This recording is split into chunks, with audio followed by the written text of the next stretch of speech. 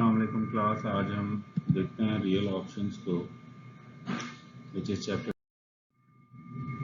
Probable topics will be covered: value of follow-on investment opportunities, timing options, abandonment option, flexible production, and vary output or production comparisons based on the real. There are four types of real options.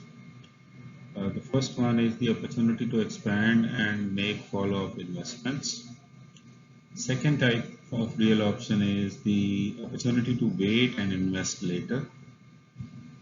Third option is opportunity to shrink or abandon a project. And then the opportunity to vary mix of the funds output or production methods. So to value real options, you must have two things: value with option and value without option. And when you have those cash flows, you can compute the net present value with options and subtract it with the net present value of without options. If it's positive, you do have value in real option and you will invest. If it's negative, so obviously you will not go ahead with the real option available. So starting with the first example, which is Mark 1 microcomputers. If you look at the 1982 cash flows, it tells us that the capital investment required is 450, which would not increase any working capital. So net cash flow available to you is minus 450, which means 1 minus 2 minus 3. So 1 is, since you are still investing, तो आपके पास यहाँ पे अभी शुरू में तो आपके पास after tax operating cash flows नहीं हो। मूविंग ऑन, आपके पास है वो 83 में after tax operating cash flows है वो 100 है। कैपिटल इन्वेस्टमेंट ऑब्वियसली आप यहाँ नहीं कर रहे हैं। So increase in working capital जो है वो आपने देखा, नोट किया 50, तो अगर आप 100 में से 50 माइनस करेंगे तो दिस शुड बी 50, नॉट 60। इसी तरह हम हर ईयर के जो है वो कैश फ्लोज कंप्यूट कर लेंगे और हमारे पास अगले 5 साल के कैश इनफ्लोज भी हैं और आउटफ्लोज भी हैं, तो हम 20% पे इसकी नेट प्रेजेंट वैल्यू कैलकुलेट करते हैं, विच इज़ 46.45 मिलियन, या उसको उसने राउंड ऑफ करके 46 मिलियन ही कहा। सो अगर हम मार्क 2 कंप्यूटर्स की बात करें, वो मार्क 1 के लिए केस था। मार्क 2 के लिए बात करें तो उसके लिए हमें एक्सरसाइज प्राइस जो है वो दी हुई है 900, और वो हमने एग्जीक्यूट करना है 3 इयर्स के बाद, यानी 85 में। तो उसकी प्रेजेंट वैल्यू जब हम देखते हैं तो वो आती है 676, और ये चूंकि एक कॉल ऑप्शन है तो इसमें आपका फार्मूला था ND1 into price, just spot price थी, ND2 into present value of exercise price.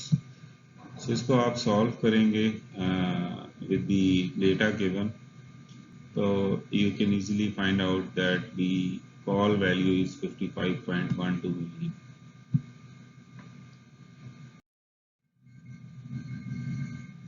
So हमने कहा था कि उसकी जो प्रेजेंट वैल्यू हमने 10% पे ली है 82 में, वो है 676। अगर 20% पे लें तो वो 467 मिलियन, और जो एक्चुअल इन्वेस्टमेंट है इन ईयर 85 वो 807 और 900 थी। तो इनका जो नेट डिफरेंस है वो 93 मिलियन जो है वो नेगेटिव में आता है, अगर आप इन दोनों प्रेजेंट वैल्यू 20% पे और प्रेजेंट वैल्यू 10% पे उसको डिस्काउंट करें।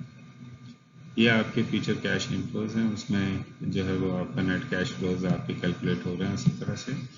After tax operating cash flow में से आप इंक्रीजिंग वर्किंग कैपिटल लेस करेंगे तो आपके पास ये कैश फ्लोज आ जाएंगे। सो present value of cash flows अगर आप देखें 20% पे जो थे आपके वो 467 थे, और प्रेजेंट वैल्यू ऑफ इन्वेस्टमेंट अगर आप देखते हैं 676 मिलियन है, जो कि 10% पे आपने कैलकुलेट किए। तो नेट प्रेजेंट वैल्यू 1982 में मार्क टू की आ रही है -209। सो यहाँ पे आपको क्लियरली ये बता रहा है कि आपको इस इन्वेस्टमेंट में एंटर। इसी को अगर आप प्लॉट करें मार्क टू कंप्यूटर्स की जो पॉसिबल प्रेजेंट वैल्यूज हैं, एक्सपेक्टेड वैल्यू है आपकी 807, जो कि वो ये लाइन जो है वो आपकी डॉटेड लाइन शो कर रही है, और रिक्वायर्ड इन्वेस्टमेंट जो है वो आया 900 मिलियन। सो वो आपकी ये लाइन जो है वो आपको शो कर रही है, और ये जो फ्यूचर कैश फ्लोज हैं उनको हम देखते हुए, और ये प्रेजेंट वैल्यू यहाँ पे आपकी 1985 में जो आपकी कंप्यूट हो रही है यहाँ से यहाँ पर। सो ये जो डिफरेंस है, ये डिफरेंस आपको बता रहा है कि आपको इसमें इन्वेस्ट नहीं करना चाहिए, क्योंकि आपकी जो एक्सपेक्टेड वैल्यू है वो रिक्वायर्ड इन्वेस्टमेंट से कहीं लेस है। फिर अगर आप रिकॉल करें ऑप्शन वैल्यू को, सो हमने प्लॉट किया था ऑप्शन प्राइस को या वैल्यू को एज अगेंस्ट स्टॉक प्राइस या जो स्पॉट प्राइस थी। तो उसमें हमारे पास ये रीजन था कि अक्सर at a given point in time या एक सर्टन प्राइस तक आपको जो है वो कोई बेनिफिट नहीं हो रहा उसमें, लेकिन उस प्राइस से ऊपर जब जाता है तो वो कॉल ऑप्शन जो है वो आपका बेनिफिशियल हो जाता है। ये आपकी इंट्रिंसिक वैल्यू आ जाती है। सो इंट्रिंसिक वैल्यू हमने कॉल ऑप्शन में कैलकुलेट की थी, रिकॉल करें, हमने कहा था S माइनस के, जबकि पुट ऑप्शन में थी K माइनस S। सो अगर हम ऑप्शन टू वेट को एक्सरसाइज करें तो ऑप्शन टू वेट में बेसिकली एक फैक्टर आ जाता है आपका इंट्रिंसिक वैल्यू और साथ में आपका टाइम प्रीमियम जो है, ये दोनों मिलके आपकी टोटल ऑप्शन वैल्यू बनाते हैं, जबकि टाइम प्रीमियम जो है वो basically value of being able to wait है। सो इस ग्राफ में अगर आप देखें तो ये आपकी इंट्रिंसिक वैल्यू है और ये आपकी ऑप्शन टू वेट की वैल्यू आ रही है।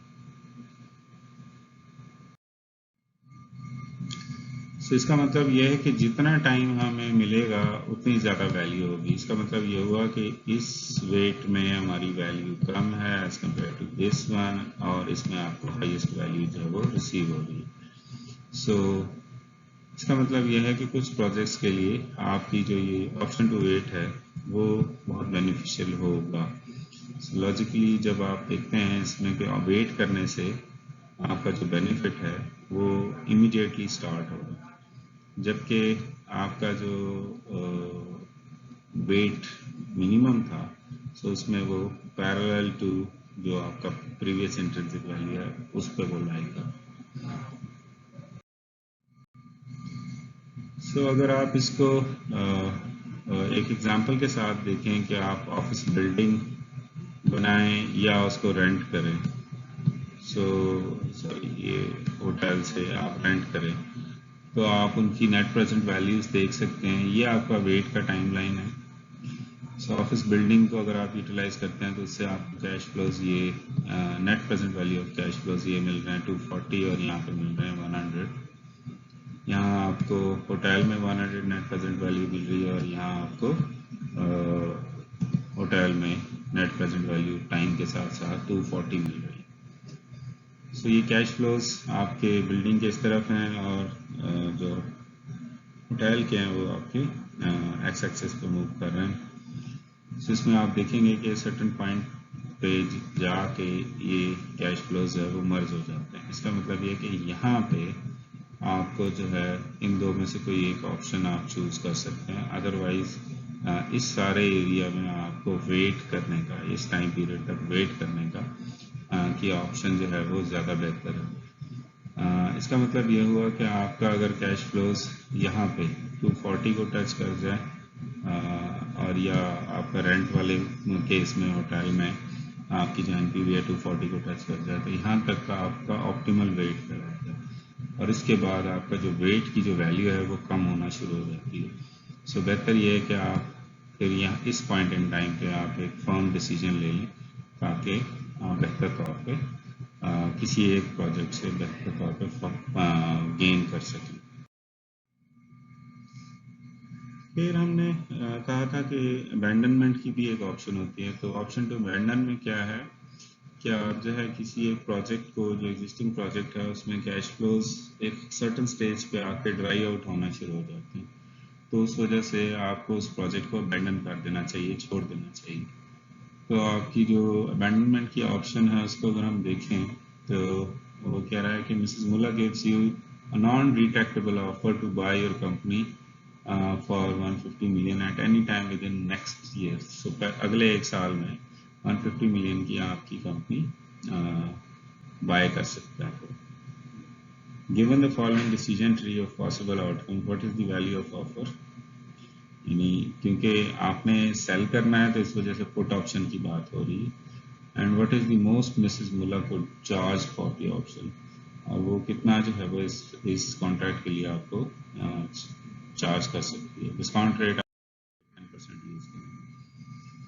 सो आपका जो 150 की यहाँ पे ऑप्शन थी अगले एक साल में, उसको अगर हम प्रेजेंट वैल्यू लिखें 1% पे, तो वो हमारे पास नेट प्रेजेंट वैल्यू 145 आती है।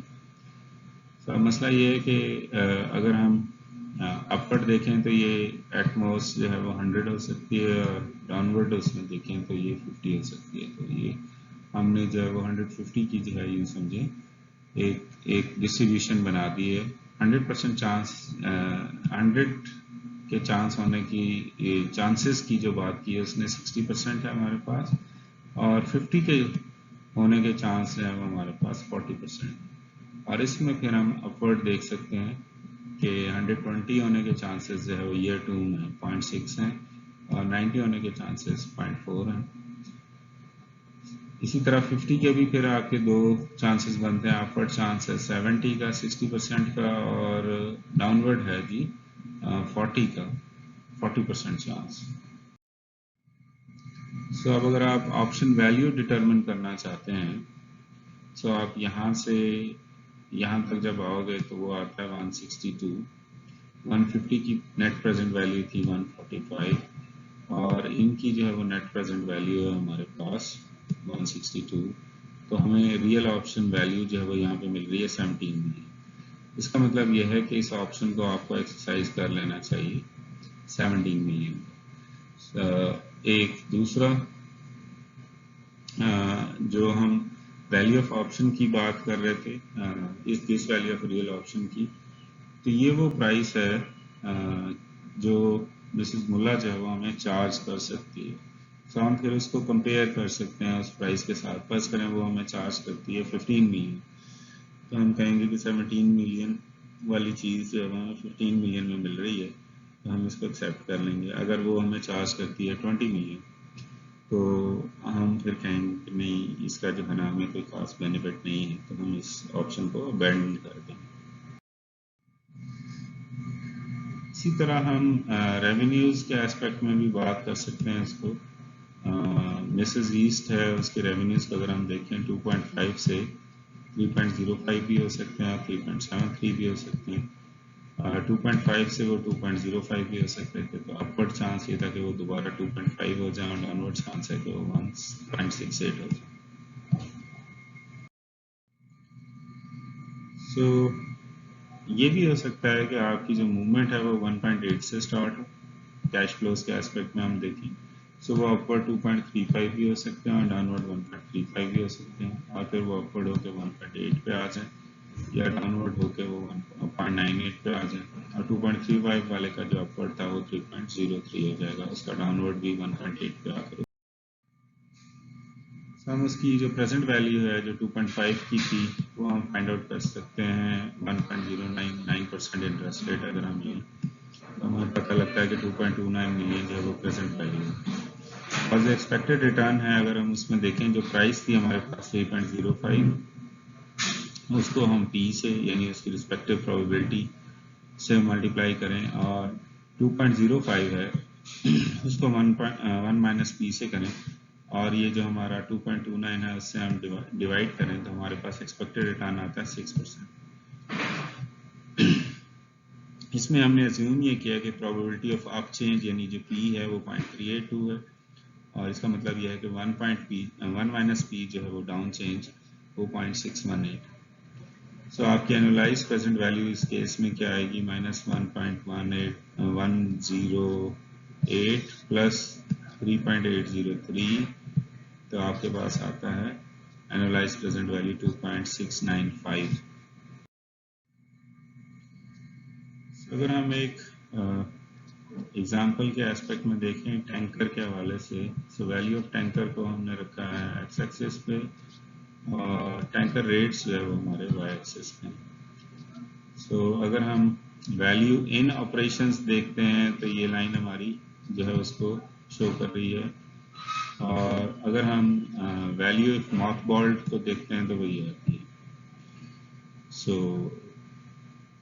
मॉथ बॉलिंग की जो कॉस्ट है वो आपकी इन दोनों लाइंस में डिफरेंस को शो कर रहा है, और अगर आप इस प्रोजेक्ट को दोबारा शुरू करते हैं रीएक्टिवेट करने की, तो वो आपकी ये कॉस्ट है।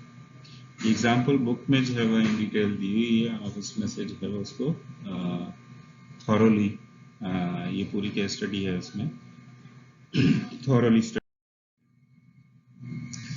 Okay ji, that's it for today's lecture. If you have any queries, please ask.